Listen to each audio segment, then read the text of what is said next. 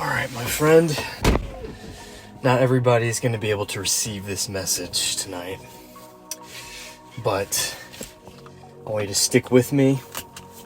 Go with me on this drive. Realize that most of us have an unconscious attachment to victimhood.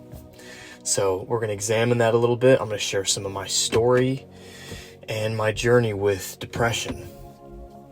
I have been through so many seasons of depression. And I have been this close many times to taking antidepressants. One time that is notable is when I was married. I was married to someone who was doing the best they could, but we were just on very different paths. We were not compatible in any way, shape, or form. And it really showed on my part. I came across very depressed, very angry, and that wasn't her fault. But what depression oftentimes is, and I say oftentimes, I believe that depression 99% of the time is when you are playing a character, playing a role, wearing a mask that is not in alignment with what your spirit wants for you. And yes, we're going to take this down a spiritual route, because once you have a spiritual awakening, you realize that spirituality is reality, and it colors everything in this physical world. But essentially, I was wearing this mask, trying to make this relationship work, and my soul was just dying. Again, not her fault. She's not a bad person. We were out of alignment in many ways, but especially spiritually. I remember when I started to become a little bit more interested in the spiritual and mystical, I would talk about these things, and we weren't really able to relate on it. And when you are in a relationship, if you are married and you have a partnership, you want to be able to share what's going on a deep level within your soul with another person. But because of my Christian upbringing, once you're married, that's it. Divorce is like this intense sin. I just stayed in the relationship for a very long time. I tried to make it work, even had a child with her. I've got a 4-year-old son. We've got joint custody. And I want to reiterate again, this is not to shit on my ex in any way, shape, or form.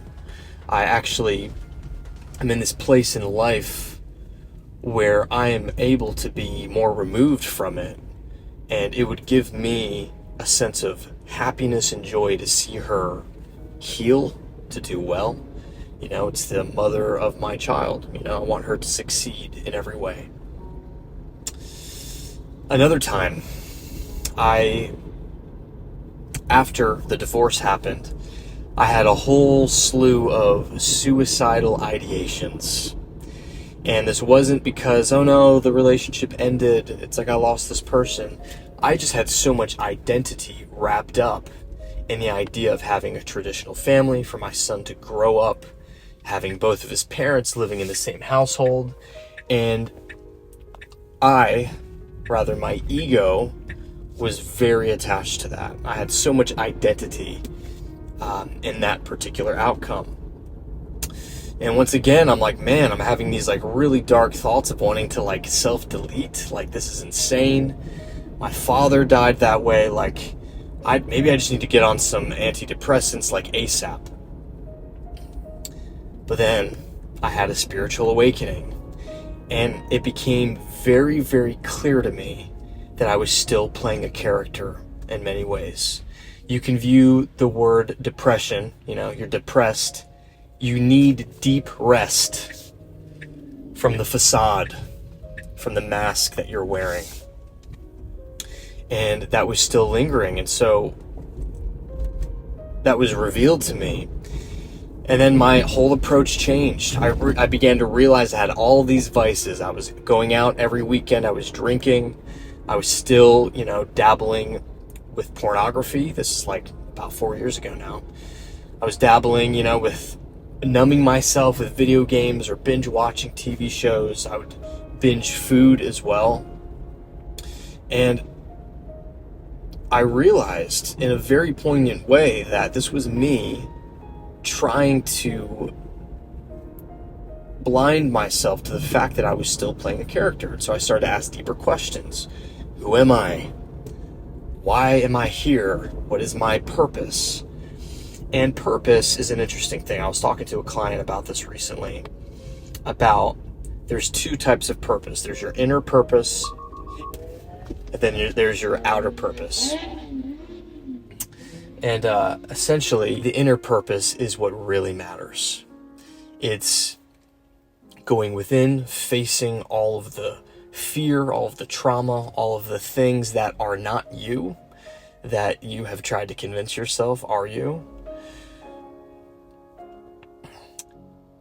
And you begin pulling the weeds out from within yourself, and you start to have this clarity. And from that clarity, from that inner purpose of discovering who you are, realizing that you are loved, you are truth, you are powerful, then the external purpose can begin to emerge. You start to dabble in different creative endeavors, different things that you feel your heart pulling you towards.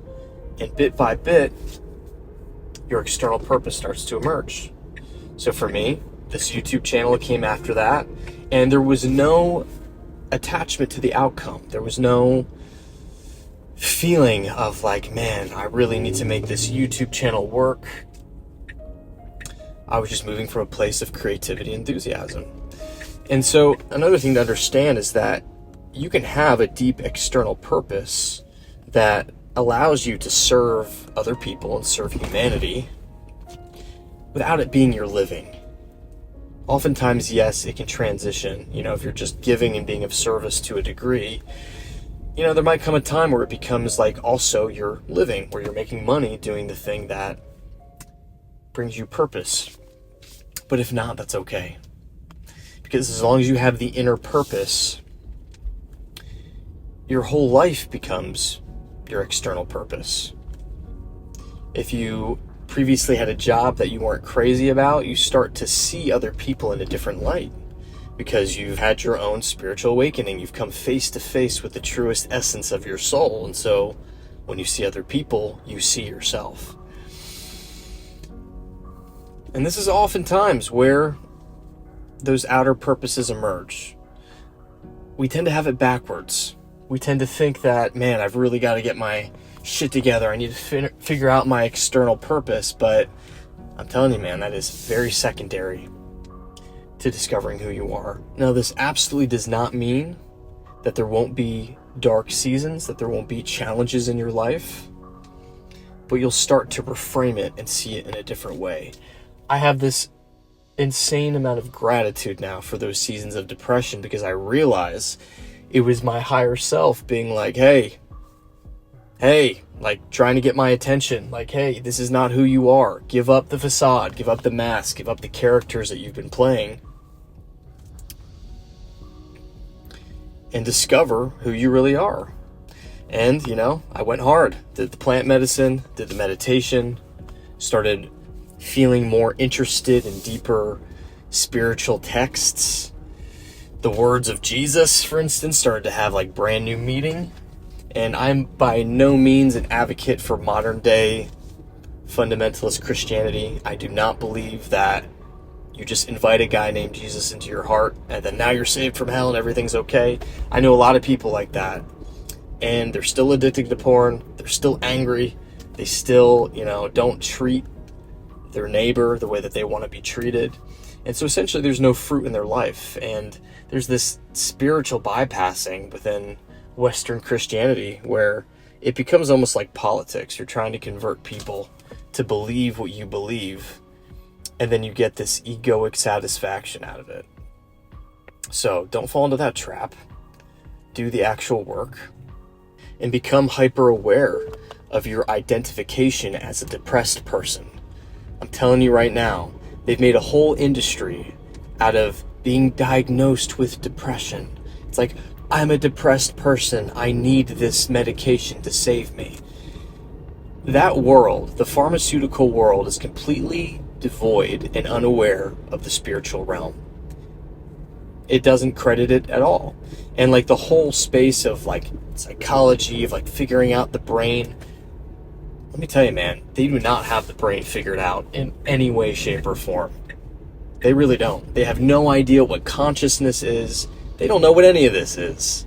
They've got like these little theories. They're like, oh, we concocted this medicine and we realized that it makes you a little bit more numb and a little bit less sad. Now, I will say, if you're at a point in your life where your entire world is in disarray, like you're not showering, you're not brushing your teeth, your entire house is a mess, you can't even get out of bed, then yes, I do believe that antidepressants can have their place just to get you functioning. But the moment that you're functioning and you have a degree of like awareness to be able to move throughout your day-to-day, start exploring these deeper spiritual truths of, okay, why do I feel this way? And again, when I was in that marriage, that unhappy marriage, it wasn't just her that was telling me like, man, you should probably get on antidepressants. I had friends telling me, I had family telling me, but there was something intuitively within me to where even though I didn't know what was wrong, I knew that there was just something out of alignment in my life. I didn't know that it was, man, the relationship, and then afterwards there was still that residual character that was being played. You know, I was trying to validate myself. I was posting shirtless photos on social media. I was going out with random girls every weekend. I was drinking alcohol. I was trying to numb myself of the pain that I still had within me. And through this process, man, I was deeply humbled, and I'm continually being humbled. You know, I went on this ayahuasca retreat. I was there for about a week, did 4 different ayahuasca ceremonies in 1 week, and more layers of the mask came off. More elements of the facade roles I was playing. And when you're on the spiritual path, it can be very humbling, especially if you get to that point where you're like, fuck this, fuck you character that I've been playing. I just want to know who I am on the deepest, most authentic level. And then at that point, you're able to really serve other people. You're able to help other people. I've got clients now, and we just go really deep. We uncover these layers. And a lot of men especially, it's like we get stuck because there's that ego of just wanting to have it all together, to want to be strong. And so if you're depressed, once again, be objective. Try to see if it is just an identity that you're holding on to, an excuse to stay in this lower vibration of just being like, yeah, man, I don't tell you, I'm diagnosed with depression, so this is just my life now. I'm telling you right now, that is absolute bullshit. It's not true. And is it possible to have a spiritual awakening on antidepressants? I'm going to go ahead and say, yeah, it's still possible, but I think it's a lot harder because your higher self, God, the universe, it speaks to us in whispers. It speaks to us in intuitive messages, and they're hard enough to hear if you're in like a sober state, you know, not being influenced by any sort of substance that messes with your physiology and your mind. So I hope this helps you on some level. I will say I spent probably a decade of just being like, man, I'm just a depressed person, you know, and all these people telling me I need to get on antidepressants, me getting to a point of being literally suicidal. And then I started diving into the spiritual world, and that is what saved me, truly. The spiritual path. You are simultaneously a human being, and you are also simultaneously a divine being. And we are here to figure out that balance between honoring our humanity, still facing challenges, still taking care of yourself, but then also honoring our divinity and figuring out how to play that dance between our humanity and divinity, and holding the space of both simultaneously. I'm never an advocate of extremes. Some people try to go full-blown spiritual, and they try to bypass the fact that they're a human being. And then on the opposite, other people, they just go full-blown hedonistic, and they don't acknowledge the spiritual aspects at all. So, I wish that someone would have been able to explain this to me with some degree of certainty and conviction 5-6 years ago. It would have helped me immensely. So, I know this message isn't for everybody. For those of you who are triggered by this message, I'm sure you're not even watching the video anymore. But keep seeking. One final thing, I do offer coaching and mentoring. If you feel like that's something that would help you, that's something that would serve you on your journey, then click the link in the description. And that's all I got for you tonight. You are loved, you matter, and you've barely scratched the surface of what you're capable of. I'll talk to you soon. To see the light up ahead, 'cause sometimes there's beauty in the pain. What